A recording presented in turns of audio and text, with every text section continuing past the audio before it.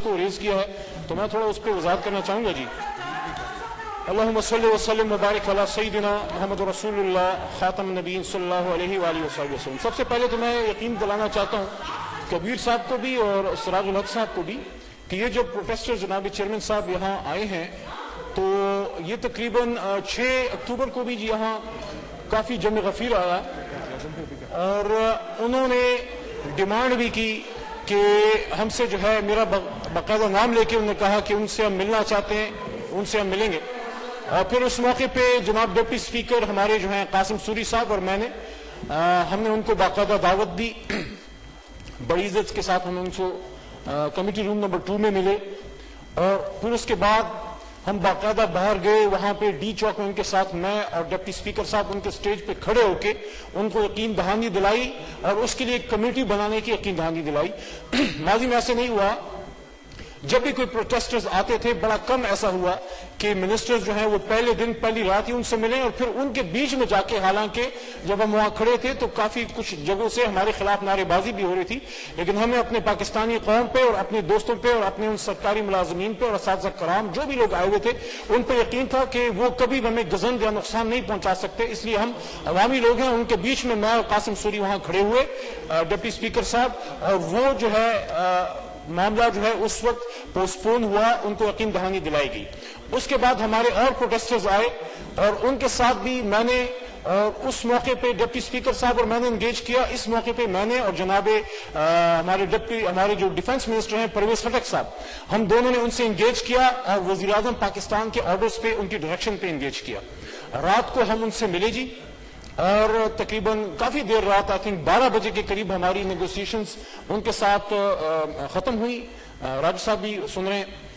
اس کے بعد جب نیگوسیشنز ختم ہوئی کامیابی کے ساتھ, ان کو یہ یقین دلایا گیا کہ آپ کی بات وزیر اعظم صاحب کے پاس پہنچائی جائے گی, اس پہ پراپر کمیٹی بنے گی, جو صوبوں کے مسائل ہیں وہ صوبہ حل کرے گی, ہیلتھ منسٹری کے مسائل ہیلتھ منسٹری حل کرے گی, ایگریکلچر کے مسائل وہ حل کریں گے, اسٹیبلشمنٹ ڈویژن جو مرکز کے نیچے ہے وہ ہم ادھر انشاءاللہ اس کو دیکھیں گے. اس کے بعد ہم ڈی چوک پہ گئے اور ان کے ساتھ جو ہے ہم نے وہاں پہ ان سے گفتگو ہوئی. پرویز خٹک صاحب نے بھی بات کی, میں نے بھی بات کی. اس کے بعد یہ بھی بتایا گیا کہ جو خواتین ہیں وہ فی الحال اس نیگوسیشن سے وہ راضی نہیں ہیں, وہ بھی جانا نہیں چاہتی. خٹک صاحب چلے گئے, میں دوبارہ گیا وہاں پہ. کبیر صاحب کو شاید علم نہیں ہوگا کیونکہ ضروری نہیں ہے ہر چیز میڈیا پہ آئے یا الیکٹرانک میڈیا پہ. میں سر رات کافی دیر تقریباً 1 بجے یا 2 بجے کے قریب جو ہے میں گیا ان کے پاس رات کو دوبارہ جی, اسی رات میں گیا اور اس کے بعد ان کے ساتھ وہاں ڈسکشن ہوئی. ہماری بہنیں ہیں کچھ غصے میں تھی, میں نے سب سنا, میں نے برداشت کیا.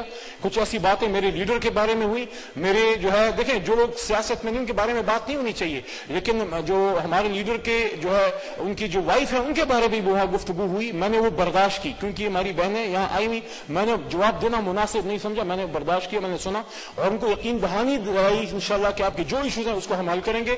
اس کے بعد واپس آیا اور اس رات تقریباً 3 بجے کے بعد ہم نے دوبارہ ان کو انٹیریئر منسٹری میں بلایا. وہاں ان خواتین کے جتنی ان کی ڈیلیگیشن تھی میں خود ان کے ساتھ وہاں میں بیٹھا. وہاں ڈپٹی کمشنر اسلام آباد موجود تھے, ایڈیشنل ڈپٹی کمشنر صاحب موجود تھے, انٹیریئر منسٹری کے لوگ موجود تھے. تقریباً 3:30 پونے 4 بجے سر میں وہاں سے اٹھا ہوں. تو یہ ایک تو میں آپ کو یہ یقین دلانا چاہتا ہوں کہ میں نے خود انگیج کیا ہے یقین دہانی.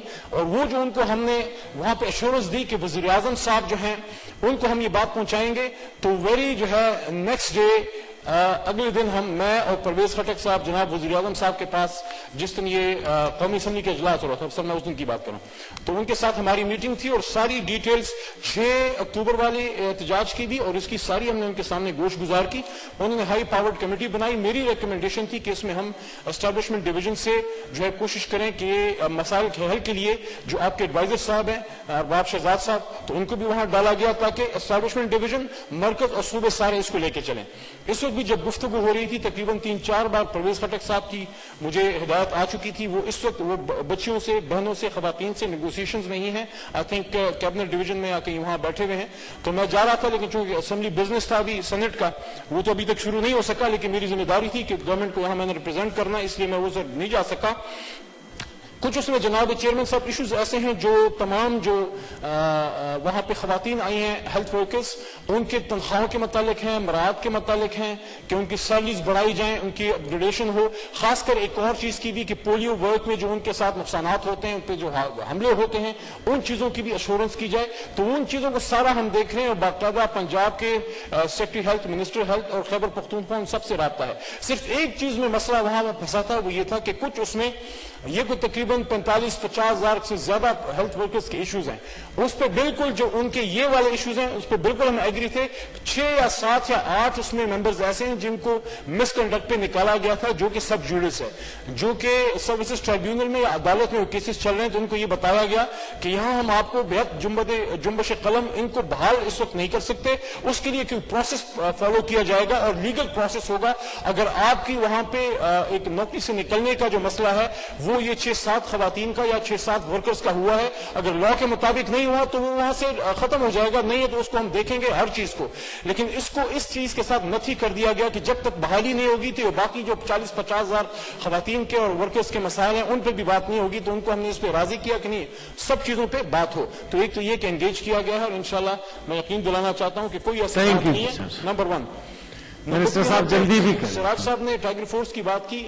بالکل میں جانتا ہوں جس طرف آپ کا سر اشارہ ہے، ماضی میں ایف ایس ایف بنی، لیکن عمران خان صاحب نے اسی سپیچ میں آپ نے شاید غور سے نہیں سنا ہوگا، انہوں نے یہ بات بھی کی، باقاعدہ تنبیہ کی کہ بیسیکلی تمام سول سوسائٹی کا اور تمام پاکستانیوں کا فرض ہے کہ اگر کوئی گران فروشی ہو رہی ہے، کوئی چیز زیادہ قیمت پہ بیچی جا رہی ہے تو اتھارٹیز کو وہ انفارم کریں. تو باقاعدہ ان کو یہ کہا گیا ہے کہ آپ نے کسی چیز میں انٹرفیئر نہیں کرنا، آپ نے کوئی تو تکار نہیں کرنی، آپ انفارمیشن لیں اور اتھارٹیز کو، ڈپٹی کمشنر کو یا میجسٹریٹ کو آپ بتا دیں، وہ جو اس نے سیل کرنا ہے، پرچہ دینا ہے، جو بھی اس نے کارروائی کرنی ہے وہ کرے گا. اور اس کے ساتھ ساتھ جناب پروٹیسٹ کی بات کی گئی یہاں پہ سراج الحق صاحب سے کی طرف سے، بالکل یہ ان کا بالکل رائٹ ہے اور یہ پہلی بار ایسے ہوا ہے. آپ کو یاد ہوگا آپ ہمارے ساتھ ایلائی تھے، وہی پرویز خٹک صاحب ڈیفنس منسٹر جو اس وقت ہمارے کچھ مسائل میں بیٹھے وہاں اس کو حل کرنے کی کوشش کریں. ایک صوبے کے یہاں پہ بڑی 18ویں ترمیم کی بات ہوتی ہے اور میں ایگری کرتا ہوں بہت سی چیزوں پہ جو بلوچستان کے حوالے سے آپ لوگ بات کرتے ہیں یا 18ویں ترمیم کے حوالے سے صوبائی خود مختاری کی بات کرتے ہیں، کوئی اس سے ڈس ایگری نہیں کرتا. لیکن وہ بھی ایک صوبائی اکائی تھی، ایک فیڈریٹنگ یونٹ کا وزیر اعلیٰ، منتخب وزیر اعلیٰ بمائے اپنے کیبنٹ، کیونکہ وہ ایک سیاسی جماعت کا کارکن بھی تھا.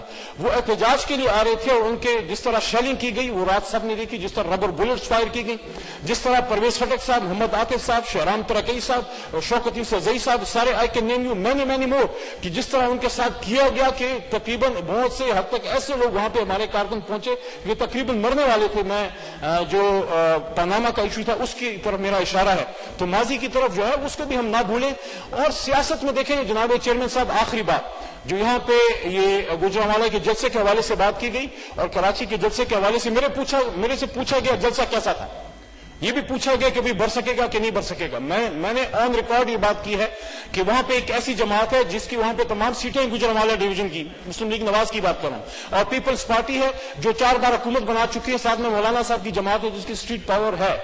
تو وہاں پہ بھرنا جلسے کا کوئی ایشو نہیں ہے. میرا سوال یہ تھا کہ بھر گیا پھر واٹس نیکسٹ؟ ہم سے بڑے جلسے کسی نے نہیں کیے پاکستان کی تاریخ میں. 30 اکتوبر 2011 کا جلسہ لاہور کا پاکستان کے سب سے بڑے جلسوں میں سے ایک تھا. یا محترمہ بینظیر بھٹو شہید کا جب ضیاء صاحب کے دور میں واپس آئیں، یا قاضی حسین احمد صاحب کے وہ جلسے، یا جو ہمارا وہ جلسہ تھا جو ٹرینڈ سیٹر تھا، اس کے بعد ایک ٹرینڈ سیٹ ہوا، یا جو ہمارا رائیونڈ کا جلسہ تھا، رائیونڈ مارچ کا. تو یہ اہم نہیں ہے، جلسہ آپ کا رائٹ ہے، لیکن جلسے کے بعد کیا کرنا یہ سوال ہم نے ضرور اٹھایا. لیکن ایک چیز اور ہے، سول ملٹری امبیلنس اس ملک میں کوئی نئی بات نہیں ہے.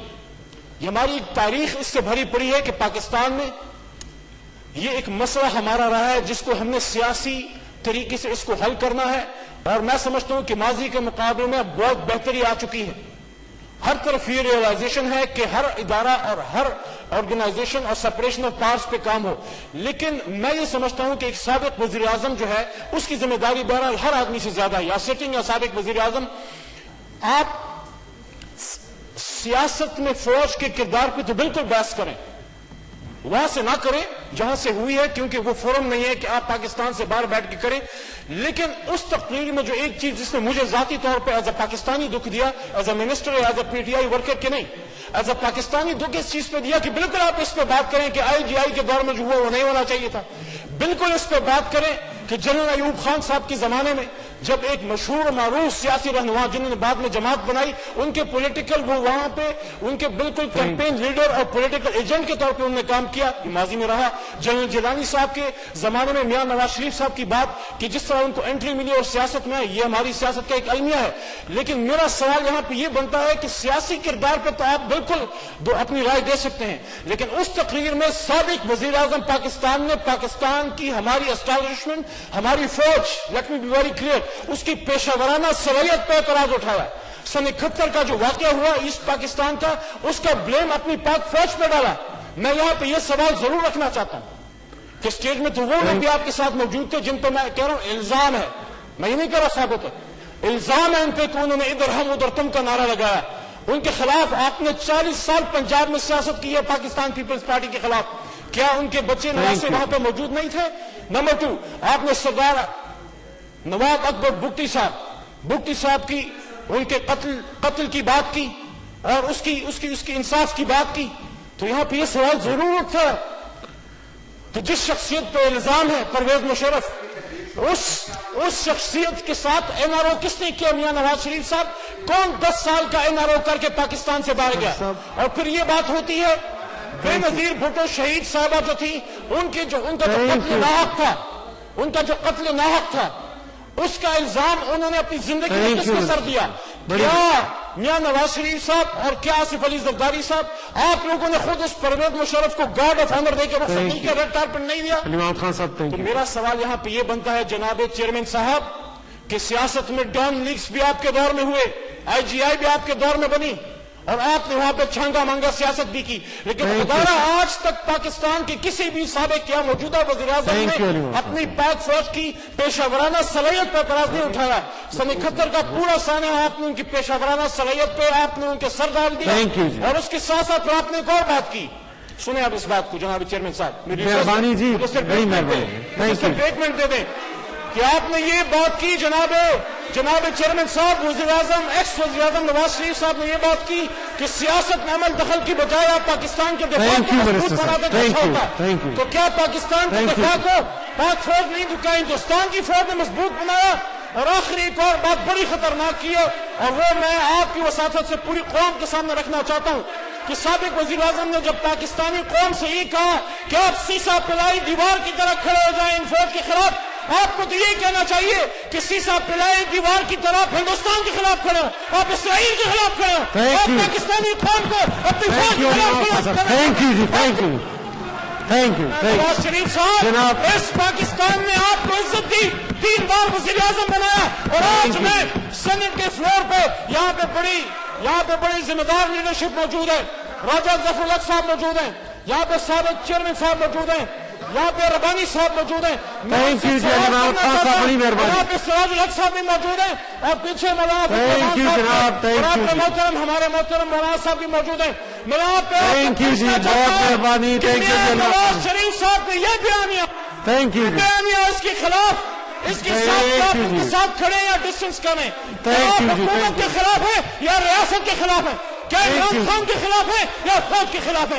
کیا آپ منسٹر صاحب مہربانی جی، thank you. The House stands adjourned to meet again on Tuesday, the 28th October 2020 at 4 p.m.